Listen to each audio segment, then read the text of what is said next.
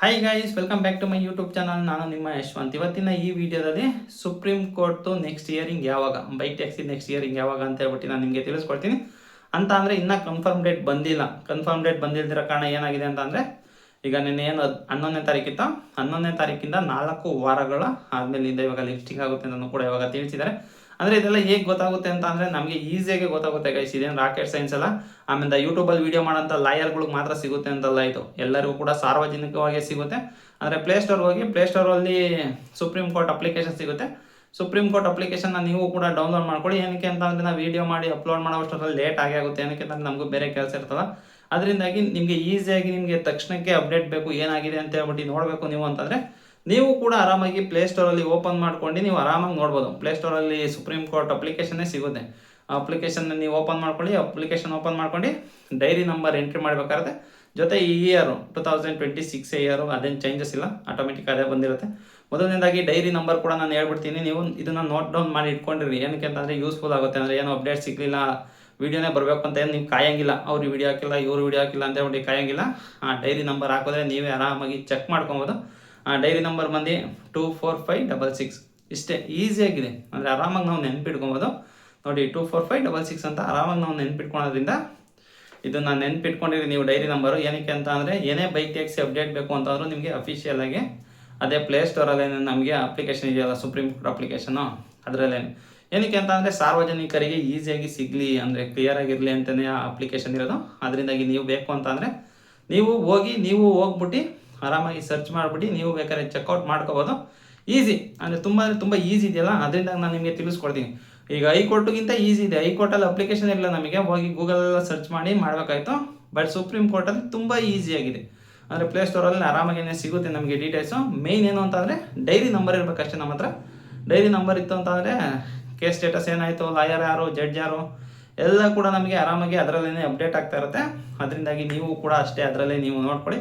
ಆಮೇಲೆ ನೆಕ್ಸ್ಟ್ ಇನ್ನೊಂದು ಏನು ಹೇಳಬೇಕು ಅಂತಂದರೆ, ಸದ್ಯಕ್ಕೆ ಅಪ್ಡೇಟ್ ಇಷ್ಟೇ ಗೈಸ್. ನೆಕ್ಸ್ಟ್ ಮುಂದೆ ಏನೋ ಅಪ್ಡೇಟ್ ಇಲ್ಲ.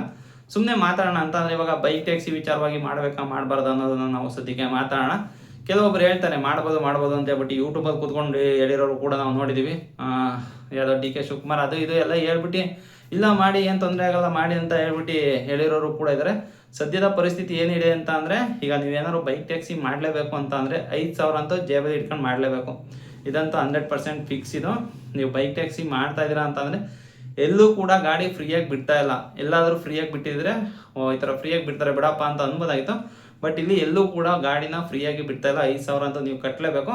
ಬಟ್ ಅದು ವ್ಯಾಲಿಟಿಗೆ ಬಂದಿಲ್ವ ಅಂತ ಹೇಳ್ಬಿಟ್ಟು ಇನ್ನೂ 100% ಕನ್ಫರ್ಮೇಷನ್ ನನಗೆ ಗೊತ್ತಿಲ್ಲ ಗೈಸ್. ಯಾರ್ದಾದ್ರು ಇವಾಗ ಏನಾದ್ರು ನೀವು ಬೈಕ್ ಟ್ಯಾಕ್ಸಿ ಮಾಡೋದು ಯಾರ್ದಾರು ಬೈಕ್ ಇಟ್ಕೊಂಡು ಏನಾದ್ರು ನಿಮ್ಮ ವ್ಯಾಲಿಟಿಗೆ ಏನಾದ್ರು ಕಂಪ್ನಿ ಕಡೆಯಿಂದ ಹಾಕಿಲ್ವಾ ಅಂತ ಹೇಳ್ಬಿಟ್ಟು ದಯವಿಟ್ಟು ನೀವು ಕಮೆಂಟಲ್ಲಿ ತಿಳಿಸಿ. ಏನಕ್ಕೆ ಅಂತಂದರೆ ನೀವು ಮಾಡೋ ಒಂದು ಕಮೆಂಟು ತುಂಬ ಜನಕ್ಕೆ ಹೆಲ್ಪ್ಫುಲ್ ಆಗುತ್ತೆ.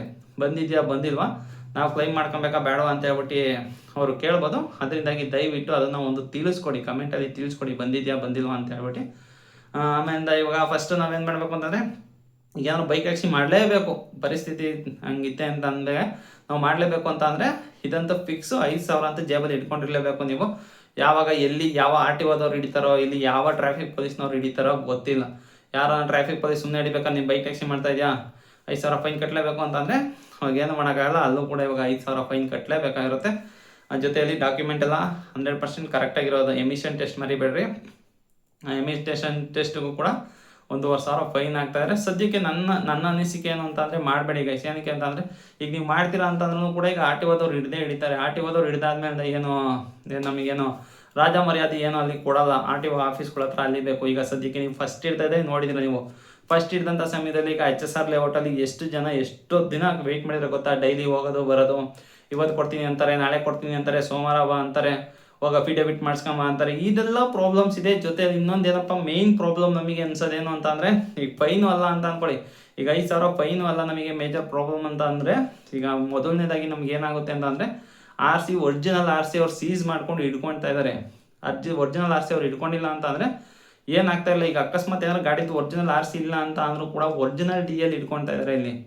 ಅದರಿಂದನೇ ಮೇಯ್ನ್ ಪ್ರಾಬ್ಲಮ್ ಆಗ್ತಾ ಇರೋದು. ಒರಿಜಿನಲ್ DL ಇಟ್ಕೊಳ್ತಾ ಇದ್ದಾರೆ, ಆಮೇಲೆ ಅಫಿಡೇವಿಟ್ ಮಾಡಿಸ್ಕೊಳ್ತಾ ಇದ್ದಾರೆ, ಅಗ್ರಿಮೆಂಟ್ ಮಾಡಿಸ್ಕೊಳ್ತಾ ಇದ್ದಾರಲ್ಲ, ಅದರಿಂದನೇ ಇವಾಗ ನಮಗೆ ಮೇಯ್ನ್ ಪ್ರಾಬ್ಲಮ್ ಆಗೋದು. ಎಲ್ಲ ಬಿಡು ಫೈನ್ ತಾನೇ ಕಟ್ಟೋಣ ಅಂತ ಹೇಳ್ಬಿಟ್ಟು ನಾವು ಹೋಗಿ ಡ್ಯೂಟಿ ಮಾಡಿದ್ರು ಕೂಡ ಇಲ್ಲಿ ಏನಾಗ್ತಾ ಇದೆ ಅಂತಂದರೆ ಅಫಿಡೇವಿಟ್ ಬರ್ಸ್ಕೊಳ್ತಾ ಇರೋದು, ಜೊತೆಲಿ ಒರಿಜಿನಲ್ RC ಇಟ್ಕೊಳ್ತಾ ಇದ್ದಾರಲ್ಲ, ಇದು ಈಗ ಚೆಕ್ ನಂಬರ್ ಹಾಕ್ತಿದ್ದಂಗೆ ನಮಗೆ ಅದು ಇಸ್ಕೊಂತಾರೆ, ಅದಂತೂ 100% ಕನ್ಫರ್ಮ್. ಅದು ಏನಕ್ಕೆ ಇಸ್ಕೊತಾ ಇದ್ದಾರೆ ಅಂತಂದರೆ ಫಸ್ಟ್ ಟೈಮ್ ಅಂತ ಬಿಡ್ತಾ ಇದ್ದಾರೆ. ಈಗ ಏನಾದ್ರು ನೆಕ್ಸ್ಟ್ ಟೈಮ್ ಏನಾದ್ರು ಇವಾಗ ಅವ್ರು ಆಚೆ ಕೊಟ್ಟ ಮೇಲೂ ಕೂಡ ನಾವು ಹೋಗಿ ನೆಕ್ಸ್ಟ್ ಬೈಕ್ ಟ್ಯಾಕ್ಸಿ ಮಾಡ್ತೀವಿ, ಮಾಡಲೇಬೇಕು ಅಂತ ಹೇಳ್ಬಿಟ್ಟು ಮಾಡುವಂಥ ಸಮಯದಲ್ಲಿ ನೆಕ್ಸ್ಟ್ ಸಿಗಾಕೊಂಡಾಗ ತುಂಬ ಪ್ರಾಬ್ಲಮ್ ಆಗುತ್ತೆ ಅಂತ ಹೇಳ್ಬಿಟ್ಟು ನನಗೆ ಅನ್ನಿಸ್ತಾ ಇದೆ. ಅಂದರೆ RC ಏನು ಸೀಸ್ ಮಾಡ್ತಾರೋ ಏನು ಮಾಡ್ತಾರೋ ಅದು ಗೊತ್ತಿಲ್ಲ. ಬಟ್ ಸದ್ಯಕ್ಕೆ RTOದಲ್ಲಿ ಈ ಥರ ಮಾಡ್ತಾ ಇರೋದ್ರಿಂದನೇ ಎಲ್ಲರಿಗೂ ಕೂಡ ತೊಂದರೆ ಆಗ್ತಾ ಇರೋದು. ಈಗ RTOದವ್ರು ಹಿಡಿಲಿಲ್ಲ, RTOದವ್ರು ಹೇಳಿಲ್ಲ ಅಂತಂದರೆ ಯಾರು ಕೂಡ ಏನು ತಲೆ ಕೆಡ್ಸ್ಕೊಳಂಗಿರಲಿಲ್ಲ ಅಲ್ಲಿ. ಬಿಡ್ರಿ RTOದವ್ರು ಏನೂ ಹೇಳಿಲ್ಲ, RTOದವ್ರು ನೆಕ್ಸ್ಟ್ ಏನು ಹಿಡಿಯಲ್ಲ ಅಂತ ಹೇಳ್ಬಿಟ್ಟಿದ್ದಾರೆ ಅಂತ ಅಂತೀನಿ ನಾವೇನೋ ಅನ್ಬೋದಾಯ್ತು.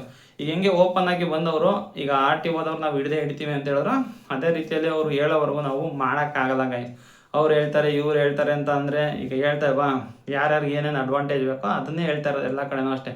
ಈಗ ಸೋಷಿಯಲ್ ಮೀಡಿಯಾಗಳಲ್ಲೇ ಆಗಲಿ, ಈಗ ಇನ್ಸ್ಟಾಗ್ರಾಮ್ಗಳಲ್ಲೇ ಆಗಲಿ, ಎಲ್ಲರೂ ಕೂಡ ಏನು ಮಾಡ್ತಾರೆ ಅಂತಂದರೆ ಅವ್ರವ್ರ ಅಡ್ವಾಂಟೇಜ್ಗೆ ಯಾವ ರೀತಿ ಬಳಸ್ಕೊಬೇಕೋ, ಯಾವ ರೀತಿ ಮಾತಾಡಬೇಕೋ ಆ ರೀತಿಯಲ್ಲಿ ಮಾತಾಡ್ತಾಯಿದ್ರೆ ಇಲ್ಲಿ ಸದ್ಯಕ್ಕೆ ಪ್ರಾಬ್ಲಮ್ ಅಂತೂ ಸಾಲ್ವ್ ಆಗ್ತಾಯಿಲ್ಲ. ಅಂದರೆ ಸ್ಟಾರ್ಟಿಂಗ್ ಏನು ಹಿಡಿದ್ರೋ ಪ್ರಾಬ್ಲಮ್ ಏನಿದೆಯೋ ಈಗಲೂ ಕೂಡ ಅದೇ ಪ್ರಾಬ್ಲಮ್ಮೇ ಕಂಟಿನ್ಯೂ ಆಗ್ತಾನೆ ಹೋಗ್ತಾ ಇದೆ. ಈ ಪ್ರಾಬ್ಲಮ್ ಯಾವಾಗ ಕ್ಲಿಯರ್ ಆಗುತ್ತೋ ಏನೋ ಗೊತ್ತಿಲ್ಲ. ಅದೇ ಹೇಳ್ತಾ ಫೈನ್ ಆಗಿ ತಲೆ ಕೆಡ್ಸ್ಕೊಳಂಗಿರಲ್ಲ ಬಿಡಿ ಗೈಸ್. ಫೈನ್ ಕಟ್ಟಿದ್ರೆ ಆಗುತ್ತೆ ಅಂತ ಅಂದ್ಕೊಂಡ್ರೂ ಕೂಡ ಇವಾಗ ಹೇಳ್ತಾ ಇಲ್ವಾ, ನಮ್ಮ ಒರಿಜಿನಲ್ RC ಅವ್ರಿಗೆ ಹ್ಯಾಂಡ್ ಓವರ್ ಮಾಡಬೇಕಾಗುತ್ತೆ. 1 ತಿಂಗಳು ಬಿಟ್ಟು ಬರುತ್ತೆ ಅಂತ ಹೇಳಿದರೆ, 1 ತಿಂಗಳೇ ಆಗ್ಬೋದು, 2 ತಿಂಗಳೇ ಆಗ್ಬೋದು, 3 ತಿಂಗಳೇ ಆಗ್ಬೋದು, 4 ತಿಂಗಳೇ ಆಗ್ಬೋದು. ಏನಕ್ಕೆ ಸರ್ಕಾರದ ಕೆಲಸ ಅಲ್ವಾ ಇದು. ಅದರಿಂದಾಗಿ ಅವ್ರಿಗೆ ಯಾವಾಗ ಇಷ್ಟ ಬರುತ್ತೋ ಅವಾಗ ಕೊಡ್ತಾರೆ. ಇಲ್ಲ ಅಂತಂದರೆ ನೀವೇ ಅದು ಹೇಳ್ತಾವಾ, ಈಗ ಬೈಕ್ ಬಿಡ್ಸ್ಕೊಳಕ್ಕೆ ಕಲಿಬೇಕು, ನಾಳೆ ಬಾ ಅಂತಂದರೆ ನಾಳೆ ಬರಬೇಕು. ನಿಮಗೆ ಮತ್ತೆ ಇವಾಗ ಏನಾರು RC ಇಟ್ಕೊಂಡ್ಮೇಲೆ ಇವಾಗ 1 ತಿಂಗಳಾಗುತ್ತೆ, 1 ತಿಂಗಳಾದ್ಮೇಲೆ ಸರ್ ನಂದು RC ಕೊಡ್ರಿ ಅಂತ ಹೋಗ್ತೀರಾ. ಇವಾಗ ಬೇಡ ಮುಂದಿನ ವಾರ ಬಾ ಅನ್ಬೋದು, ಇಲ್ಲ ಮುಂದಿನ ತಿಂಗಳು ಬಾ ಅನ್ಬೋದು, ಇಲ್ಲ 3 ತಿಂಗಳು ಬಿಟ್ಕೊ ಬಾ ಅನ್ಬೋದು. ಅವಾಗಲೂ ಕೂಡ ಏನಾಗುತ್ತೆ ಅಂತ ಅಂದರೆ ನಮ್ಮ ಕೆಲಸ ಕಾರ್ಯ ಎಲ್ಲ ಬಿಟ್ಬಿಟ್ಟು ಇವಾಗ RTO ಆಫೀಸ್ಗೆ ಅಲ್ಲಿ ಬೇಕಾಗಿರುತ್ತೆ. ಹೋಗ್ಬಿಟ್ಟು ಸರ್ ಈ ಸಾರ್ ಅಂತ ಹೇಳ್ಬಿಟ್ಟು ಓದ್ತಿದ್ದಂಗೆ ಅವರು ಕೂಡ ಸಿಗಲ್ಲ, ಅವ್ರಿಗೋಸ್ಕರ ವೆಯ್ಟ್ ಮಾಡೋದು. ಇಷ್ಟೆಲ್ಲ ಕಷ್ಟ ಇದೆ. ಇಷ್ಟೆಲ್ಲ ಕಷ್ಟನ ನೀವು ಮೀರು ಕೂಡ ನಾವು ಬೈಕ್ ಟ್ಯಾಕ್ಸಿ ಇವಾಗ ನಾನು ಸದ್ಯಕ್ಕೆ ಮಾಡಲೇಬೇಕು ಅನ್ನೋರಿಗೆ ಏನು ಮಾಡೋಕ್ಕಾಗಲ್ಲ. ನಾನು ಮಾಡಲೇಬೇಕು ಅಂತ ಅನ್ನೋರಿಗೆ ನಾವಿಲ್ಲಿ ತಡೆಯೋಕ್ಕಂತ ಆಗಲ್ಲ. ಪರಿಸ್ಥಿತಿ ಎಕ್ಸ್ಪ್ಲೈನ್ ಮಾಡ್ತಾ ಇದ್ದೀನಿ ಗೈಸ್ ಅಷ್ಟೇ. ನಾನು ಯಾವ ರೀತಿ ಆಗ್ಬೋದು, ಏನಾಗುತ್ತೆ ಅಂತ ಹೇಳ್ಬಿಟ್ಟು ಇರುವಂಥ ಪರಿಸ್ಥಿತಿನ ನಾನು ನಿಮಗೆ ಎಕ್ಸ್ಪ್ಲೈನ್ ಮಾಡ್ತಾಯಿದ್ದೀನಿ ಅಷ್ಟೇ. ನನ್ನ ಸಜೆಷನ್ ಇದು, ನಿಮ್ಮ ಇಷ್ಟ, ನೀವು ಮಾಡಾದರೂ ಮಾಡ್ಬೋದು. ಈ ಥರ ರಿಸ್ಕ್ ಅಂತೂ 100% ಇದೆ. ಈ ರಿಸ್ಕ್ನ ಮೀರು ಕೂಡ ನಾನು ಮಾಡ್ತೀನಿ ಅನ್ನೋರು ಮಾಡ್ಬೋದು. ಏನಕ್ಕೆ ಅಂತಂದರೆ ಈಗ ತುಂಬ ಕೆಲವು ಜನ ಮಾಡ್ತಾ ಇದ್ದಾರೆ ಅಂತ ಅಂದರೆ ಗಲ್ಲಿ ರೋಡ್ ಗೊತ್ತಿರೋರು, ಬೆಂಗಳೂರಲ್ಲಿ ಇರೋರ್ಗಾದರೆ ಗೊತ್ತಾಗುತ್ತೆ. ಬಟ್ ಬರೀ ಅಪ್ಲಿಕೇಶನ್ ಮುಖಾಂತರ ಬರೀ ಮ್ಯಾಪಲ್ಲೇ ಮಾಡ್ತೀನಿ ಅನ್ನೋರಿಗೆ ಗೊತ್ತಾಗಲ್ಲ. ಆಮೇಲೆ ಮೊಬೈಲ್ ಇಟ್ಕೊಂಡಿರೋದ್ರಿಂದ ಅದೇ ಹೇಳ್ತಾವ. ಈಗ ಆಟೋದವ್ರು ಬಿಟ್ಬಿಟ್ಟು ಎಷ್ಟೊಂದು ಜನ ಈಗ ಮೋಟೋ ವ್ಲಾಗರ್ಸ್ಗಳು ಕೂಡ ಸ್ಟಾರ್ಟ್ ಮಾಡಿದ್ದಾರೆ. ಅಂದರೆ ರೀಲ್ಸ್ಗಳಲ್ಲಿ ನೋಡಿದ್ರ, ಬ್ರೋ ನೀವು ಬೈಕ್ ಟ್ಯಾಕ್ಸಿ ಮಾಡ್ತಾ ಇದ್ದೀರಾ ಅಂತ ಹೇಳ್ಬಿಟ್ಟು ಅವರು ಸ್ಟಾರ್ಟ್ ಮಾಡಿದ್ದಾರೆ. ಏನಕ್ಕೆ ಅಂತಂದರೆ ಅವ್ರಿಗೂ ಈಗ ಎಕ್ಸ್ಟ್ರಾ ಒಂದೊಂದು ಕಂಟೆಂಟ್ಗಳು ಸಿಗ್ತಾ ಇದಾವಲ್ಲ, ಅದರಿಂದಾಗಿ ಯಾರಾದ್ರು ಬೈಕ್ ಟ್ಯಾಕ್ಸಿ ಮಾಡ್ತಾ ಇದ್ರೆ ಅವ್ರನ್ನೂ ಮಾತಾಡ್ಸೋದು. ಎಲ್ಲರೂ ಕೂಡ ಕೇಳ್ತಾ ಇದ್ದಾರೆ ಬೈಕ್ ಟ್ಯಾಕ್ಸಿ ಮಾಡ್ತಾ ಇದ್ದಾರೆ, RTOದವ್ರು ಹಿಡಿತಾ ಇಲ್ವಾ ಅಂತ ಹೇಳ್ಬಿಟ್ಟು ಅವರು ಕೇಳೋದು, ವೀಡಿಯೋ ಮಾಡೋದು, ಈ ರೀತಿಯಲ್ಲಿ ಆಗೋಗಿದೆ. ತುಂಬ ಅಂದರೆ ತುಂಬ ಸಮಸ್ಯೆ ಆಗಿದೆ ಗೈಸ್. ಅಂದರೆ ನಿಮಗೂ ಕೂಡ ಇದೇ ರೀತಿಯಲ್ಲಿ ಸಮಸ್ಯೆ ಆಗಿದೆಯಾ ಏನು? ಆಮೇಲೆ ಇದು ವ್ಯಾಲೆಟಿನ ಮರಿಬೇಡಿ ಗೈಸ್. ವ್ಯಾಲೆಟಿನ ಫಸ್ಟ್ ದಯವಿಟ್ಟು ಕಮೆಂಟಲ್ಲಿ ತಿಳಿಸಿ. ಅಂದರೆ ವ್ಯಾಲೆಟಿಗೆ ಅಮೌಂಟ್ ಬಂದಿದೆಯಾ ಬಂದಿಲ್ವಾ ಅಂತ ಹೇಳ್ಬಿಟ್ಟು ತಿಳಿಸಿ. ನೋಡೋಣ ಮುಂದೆ ಏನಾಗುತ್ತೆ ಅಂತ ಹೇಳ್ಬಿಟ್ಟು ಕಾದು ನೋಡ್ಬೇಕಾಗುತ್ತೆ. ಸದ್ಯಕ್ಕಂತೂ ಇನ್ನೂ 4 ವಾರ ನಾವು ವೆಯ್ಟ್ ಮಾಡಬೇಕಾಗುತ್ತೆ. 4 ವಾರ ಆದಮೇಲೆ ಲಿಸ್ಟಿಂಗ್ ಆಗುತ್ತೆ.